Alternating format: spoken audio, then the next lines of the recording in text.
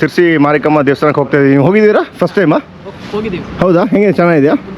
ಹೌದಾ? Powerful. ದೇವಸ್ಥಾನ ಅಂತೂ ಅಷ್ಟು ಚೆನ್ನಾಗಿದೆ. ಶ್ರೀ ಮಾರಿಕಮ್ಮ ದೇವಸ್ಥಾನ ಹತ್ರ ಇದ್ದೀವಿ ಈಗ ನೋಡಿ.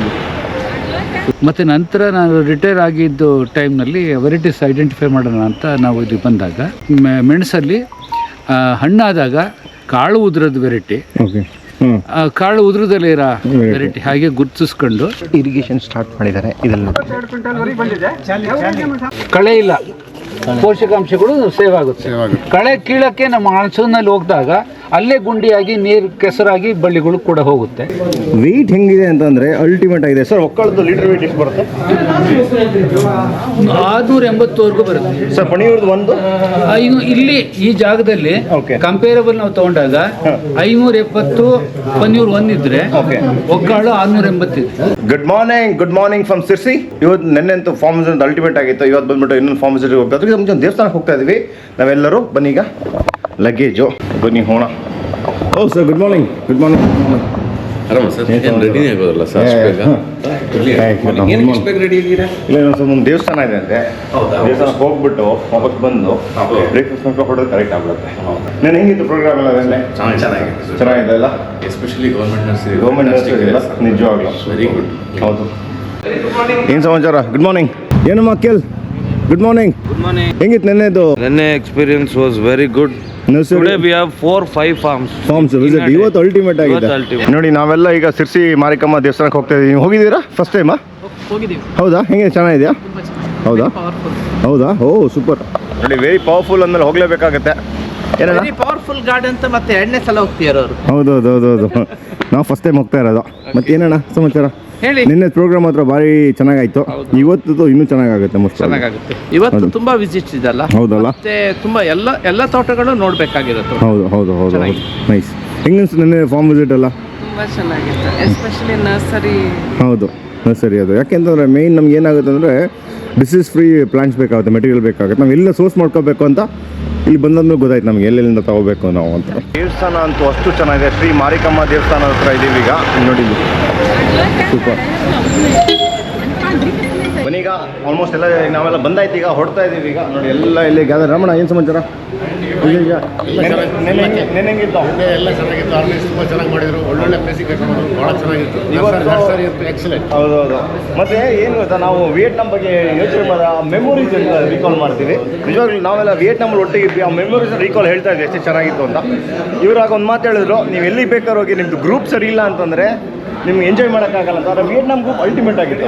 ಅಂದರೆ ನಮ್ಮ ಸಕ್ಸಸ್ ಆಗೋ ಕಾರಣನೇ 65 ಮೆಂಬರ್ಸು. ಯಾಕೆಂತಂದರೆ 65 ಜನ ಮಾತಾಡ್ಸ್ಕೊಬಾರ್ದು. ಒಂದು ವಾರ ಆರಾಮ್ಸಾಗಿತ್ತು. ಎಲ್ಲ ಸ್ಟಾರ್ಟಿಂಗ್ ಹೋಗುವಾಗ ದೊಡ್ಡ ಗ್ರೂಪ್ ಚೆನ್ನಾಗಿಲ್ಲ ಅಂತ ಇದ್ವಿ.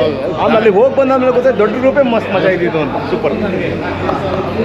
ಮನೆ ಇವತ್ತು ಮಾರ್ನಿಂಗ್ ಫಸ್ಟ್ ತೋಟಕ್ಕೆ ಬಂದಿದ್ದೀವಿ ನಾವು. ಹೌದಾ sir? Hello, bye. Good morning sir. Good morning. Introduction ಲೈಟಾಗಿ. ಇಲ್ಲಿ ಇವರು ಶ್ರೀಧರ್ ಭಟ್ ಅಂತ ಒಬ್ಬರು ಕಮಿಟೆಡ್ ಗ್ರೋಯರು. ಮೂಲ ಇವರೆಲ್ಲ ಅಡಿಕೆ ಕೃಷಿಕರು. ಇವ್ರದ್ದು ಸಂಪರ್ಕ ಸುಮ್ಮನೆ ನಾವು ಏಲಕ್ಕಿ ಕಲೆಕ್ಷನಿಗೆ ಬಂದಾಗ ಒಂದು ಸತಿ ಈ ಕಡೆ ಬಂದಾಗ ತುಂಬ ಮೆಣಸಿನ ಬಳ್ಳಿಗಳೆಲ್ಲ ಇತ್ತಲ್ಲ, ಬಂದು ನೋಡಿದಾಗ ತುಂಬ ವೈವಿಧ್ಯತೆ ಇತ್ತು ಇಲ್ಲಿ ವೆರೈಟೀಸು. ಮತ್ತು ನಂತರ ನಾನು ರಿಟೈರ್ ಆಗಿದ್ದು ಟೈಮ್ನಲ್ಲಿ ವೆರೈಟೀಸ್ ಐಡೆಂಟಿಫೈ ಮಾಡೋಣ ಅಂತ ನಾವು ಇಲ್ಲಿ ಬಂದಾಗ ಇಲ್ಲಿ ಸೊಂದೆ ಅಂದ್ಬಿಟ್ಟು ಅವರು ಅಗ್ರಿಕಲ್ಚರ್ ಗ್ರ್ಯಾಜುಯೇಟು. ಅವರು ಇಲ್ಲಿನ ಕೃಷಿ ಡೆವಲಪ್ಮೆಂಟ್ಗೆ ವಾಲಂಟ್ರಿಯಾಗಿ ತುಂಬ ಕೆಲಸ ಮಾಡಿದ್ದಾರೆ. ಅವರು ಕೃಷಿಕರೇ. ಸೊ ಅವರು ಒಂದು ಪಬ್ಲಿಕೇಶನ್ ನನಗೆ ಕೊಟ್ಟಿದ್ದರು ಹಳೆಯದು. ಅದರಲ್ಲಿ ಇದು ಸರ್ ಫ್ರಾನ್ಸಿಸ್ ಬುಕಾನನ್ದು ನಲ್ಲಿ journey through Spice gardens of Karnataka ಅಂತ ಅಂದ್ಬಿಟ್ಟು ಅದೊಂದಿತ್ತು. ಅದು ಬಾಂಬೆ ಸ್ಟೇಟಲ್ಲಿ ಇತ್ತು ಮೊದಲು. ಅದನ್ನು ಮತ್ತು ಇದ್ರ ಜೊತೆಗೆ ಸೊ ಇಲ್ಲಿ ಮೊದಲು ಮೆಣಸಲ್ಲಿ ಹಣ್ಣಾದಾಗ ಕಾಳು ಉದುರದ ವೆರೈಟಿ, ಕಾಳು ಉದುರದಲ್ಲೇ ಇರೋ ವೆರೈಟಿ ಹಾಗೆ ಗುರುತಿಸ್ಕೊಂಡು ಸುಮಾರು ಕೊಟ್ಟಿದ್ದರು. ಅದರಲ್ಲಿ ಕೊಡಕುಗೆರೆ, ಉದ್ದಗೆರೆ, ಆಮೇಲೆ ಮೋಟಕೆರೆ, ಒಕ್ಕಾಳು, ದಡಿಗ ಮತ್ತು ಹೀಗೆ ಸುಮಾರು ವೆರೈಟಿಗಳು ಡಿಸ್ಕ್ರೈಬ್ ಮಾಡಿದ್ರು. ಸುಮ್ಮನೆ ಹಾಗೆ ಇಲ್ಲಿ ಕುತೂಹಲಿನ ಒಳಗಡೆ ಎಂಟ್ರಾದಾಗ ಸುಮಾರು ಇಲ್ಲಿ ವೇರಿಯಂಟ್ಸ್ ಕಾಣ್ತಾ ಇತ್ತು. ಕೆಲವೊಂದು ಭಾಳ ಸ್ಪೆಸಿಫಿಕ್ ವೇರಿಯಂಟು ಯಾವ ಸರ ತೆಗೆದು ನಾವು ಎಣಿಸಿದ್ರು ಕೂಡ 58-60. ಅದನ್ನು ಮತ್ತೆ ಇವರು ಐಡೆಂಟಿಫೈ ಮಾಡಬೇಕು ಅಂತ ಹೋಗಿ ಕೊನೆಗೆ ಅದನ್ನೇ ಒಂದು ವೆರೈಟಿ ಮಾಡಿದ್ದಾರೆ, ಶಾಲ್ಮಲ ಸೂರ್ಯ ಅಂತ ಒಂದು ಮಾಡಿದ್ದಾರೆ. ಓಕೆ. ಅದರಲ್ಲಿ ಏನಾಗ್ತಾ ಇತ್ತು ಅಂದರೆ ನಮಗೆ ಪನ್ನಿಯೂರು 1ಗಿಂತ ಒಂದು 2% ಡ್ರೈಯೇಜ್ ಕಡಿಮೆ ಬರ್ತಾಯಿತ್ತು. ಓಕೆ. ಬಟ್ ಅದು ಎಕ್ಸ್ಟ್ರೀಮ್ ಕಂಡೀಷನ್ಸಲ್ಲಿ ಅದು ಸರ್ವೇ ಆಗ್ತಾಯಿತ್ತು. ಸೊ ಹಾಗಾಗಿ ಈ ಪ್ಲಾಟು 23 ವೆರೈಟಿಗಳಿದೆ. ಓಕೆ. ಬೇರೆ ಬೇರೆ ವೇರಿಯಂಟ್ಸು. ಅದರಲ್ಲಿ ಪನ್ನೀರು 1 ಸೇರಿದಾಗೇ ನಮಗೆ ಕರಿಮುಂಡ ವೆರೈಟಿಗೆ ಹೋಲ ಅಂಥದ್ದು ಕೆಲವು ವೆರೈಟಿಗಳಿದೆ. ಮತ್ತು ಅದರಲ್ಲಿ ಕರಿಮಲ್ಗೆ ಸರ, ಬಿಳಿ ಮಲ್ಲಿಗೆ ಸರ, ಹೀಗೆ ಒಂದು ಹೆಸರಾಂತ ತಳಿಗಳು ಅದೇ ಆ ವೆರೈಟಿಗಳು ಕೂಡ ಇಲ್ಲಿ ಇಟ್ಟಿದ್ದಾರೆ. ಮತ್ತು ನಂತರ ಇವರಿಗೆ ಒಂದಷ್ಟು ಟಾರ್ಗೆಟ್ ಕೊಟ್ಟಿದ್ದು, ನೀವು ಇಲ್ಲಿ ಖಾಲಿ ಇಡಬೇಡಿ, ಅದಕ್ಕೆ ಹಾಕಿ ನಮಗೆ ಮೇಲ್ಗಡೆನೇ ನಾವು 800 kg ಮೆಣಸು ಬರಬೇಕು, ಪ್ರತಿ ತೆಂಗಿಗೂ ಅಡಿಕೆ ಮೇಲ್ಗಡೆ ಇರೋಕ್ಕೆಲ್ಲ ಹಾಕಬೇಕು, ಹೀಗೆಲ್ಲ ಕೆಲವೊಂದು ಹೇಳಿದಾಗ ನೋಡಿ ಅದನ್ನು ಚಾಚು ತಪ್ಪದೆ ಅವರು ಪಾಲಿಸಿದ್ದಾರೆ. ಮಧ್ಯದಲ್ಲಿ ವಸತಿ ಜೋರು ಮಳೆ ಆಗಿ ಒಂದಷ್ಟು ಬಳ್ಳಿನೂ ಹೋಯಿತು, ಒಂದು 3-4 ಬಳ್ಳಿಗಳು. ಆದರೆ ಮಳೆ ಕೊರತೆಯಿಂದಲೂ ಕೂಡ ಕೆಲವು ಬಳ್ಳಿ ಹೋಯಿತು. ಆದರೆ ಹಳೆ ಬಳ್ಳಿಗಳು ಯಾವುದೂ ಹೋಗಿಲ್ಲ.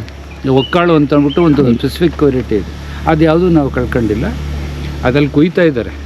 ನಾವು ಆ ಭಾಗಕ್ಕೆ ಕುಯ್ದಿದ್ದಿದೆ, ಆ ಭಾಗಕ್ಕೆ ನಾವು ಹೋಗ್ತಾ ಇಲ್ಲ.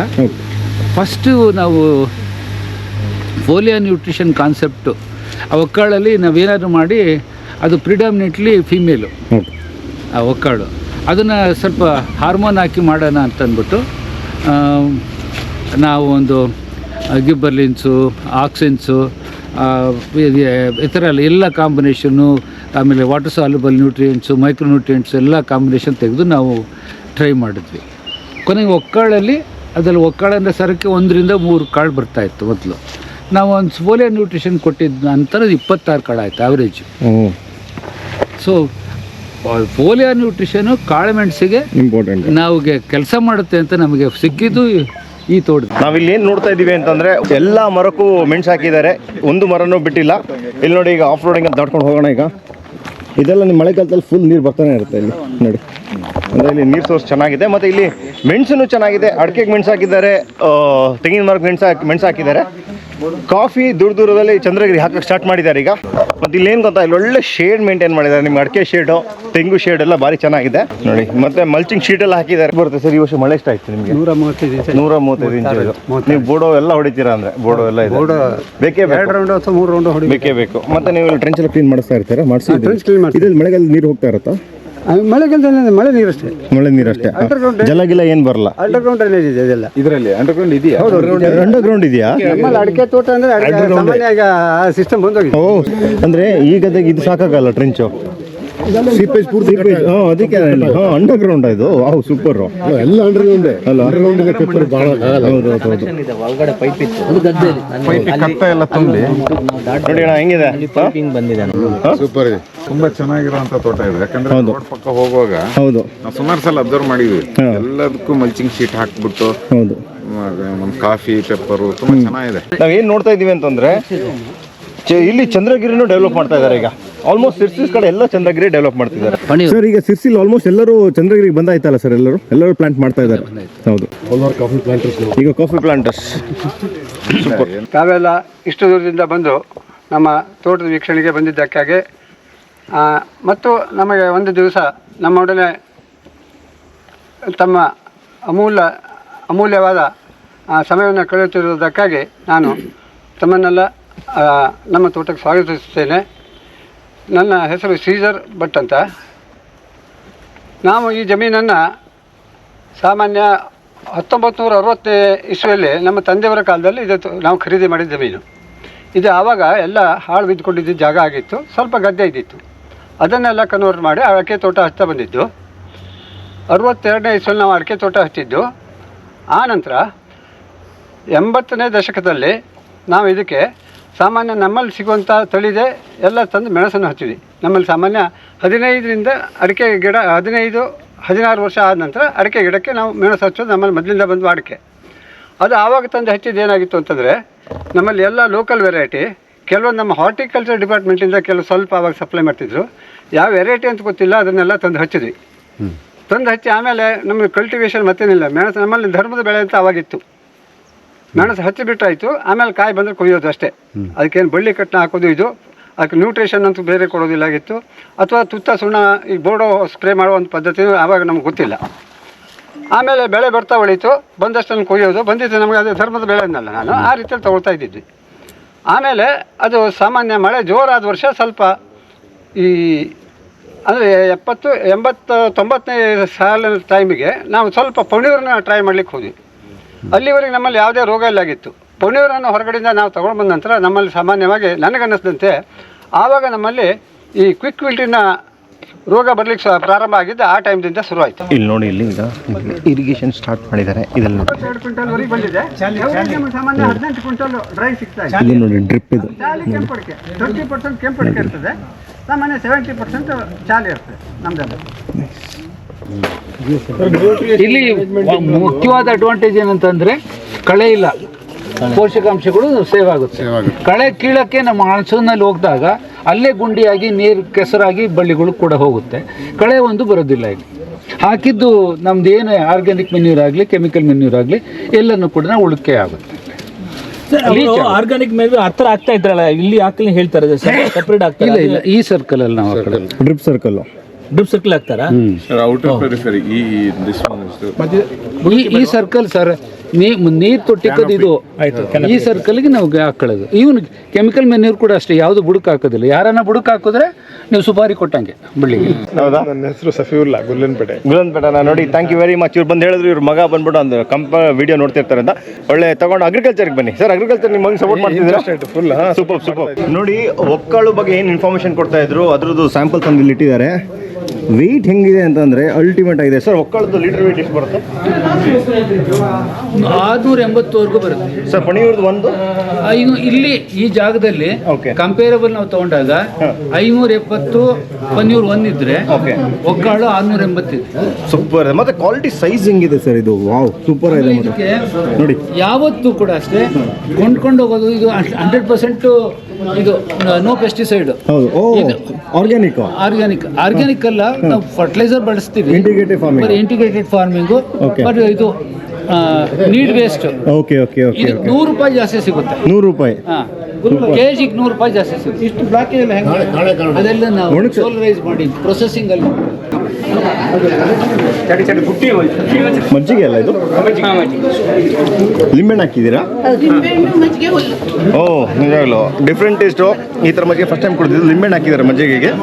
ಮತ್ತೊಂಥರ ಖಾರ ಆಗಿ ಚೆನ್ನಾಗಿದೆ. ಮೇಡಮ್ ಹೆಂಗಿದೆ ಚೆನ್ನಾಗಿದೆ ಅಲ್ಲ? ನಮ್ಗೊಂದು ಡಿಫ್ರೆಂಟ್ ಇದು, ಫಸ್ಟ್ ಟೈಮ್ ಕುಡಿದಿದ್ದು ಈ ಥರ. ಚೆನ್ನಾಗಿದೆ ನೋಡಿ. ಒಂದು ರೌಂಡ್ ಬಂದ್ಬಿಟ್ಟು ಕುಡಿದ್ವಿ, ಇಲ್ಲಿ ಭಾರಿ ಟೇಸ್ಟ್ ಆಗೈತು. ಇನ್ನೊಂದು ರೌಂಡ್ ಕುಡಿದ್ಬಿಟ್ಟು ಏನು ಮಾಡಿದ್ದಾರೆ, ಹೆಂಗೆ ರೆಸಿಪಿ ಕೇಳೋಣ. ಇದು ಹೆಂಗೆ ಮಾಡಿದ್ದೀರಾ? ಇದನ್ನ ಮಜ್ಜಿಗೆ ಹುಲ್ಲು ಅಂತ ಇರುತ್ತೆ, ಅದನ್ನ ಹೆಚ್ಚಿಬಿಟ್ಟು ಅದನ್ನ ಮಿಕ್ಸಿಲಿ ರುಬ್ಬಿ 2 ಜೀರಿಗೆ ಇದನ್ನ ಹಾಕಿ ರುಬ್ಬಿ ಆನಂತರ ನಮಗೆ ಟೇಸ್ಟಿಗೆ 2 ಸೂಟ್ ಮೆಣಸು ಅಂತ ಸಿಗುತ್ತೆ, ಅದನ್ನ ಹಾಕೋದು. ಗಾಂಧಾರಿ ಮೆಣಸು. ಹೌದು, ಅದನ್ನ ಹಾಕಿ ರುಬ್ಬಿ ಅದನ್ನ ಅರಿಸ್ಬೇಕು.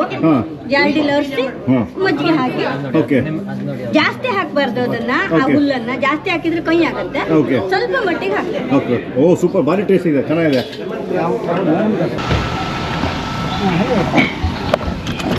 ಸೂಪರು.